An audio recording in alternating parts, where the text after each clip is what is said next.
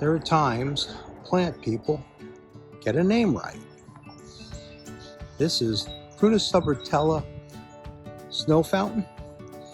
This plant can be grown several different ways. It can be grafted low on a stem, or it can be grafted high. These are grafted a bit higher, so they'll grow up and weep down, giving you more of that fountain type appearance. Whereas if they're grafted low, they can be grafted very low, about 3 feet, 4 feet, so you get a real low mound. This is the plant's time to shine. Flowers will last about a week and a half, very small window. White.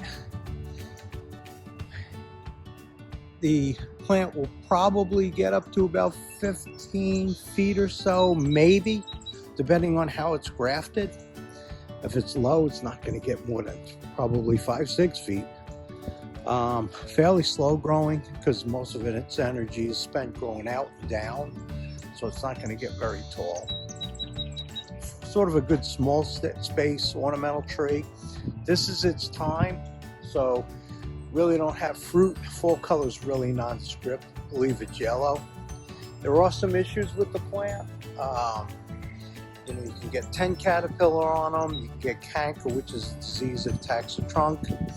But as in any other plant, if you give it the right conditions, well-drained soil, full sun, maybe a little bit of light shade, keep it well watered, feed it occasionally, and you keep the plant stress-free, it's happy, and it tends to have less issues.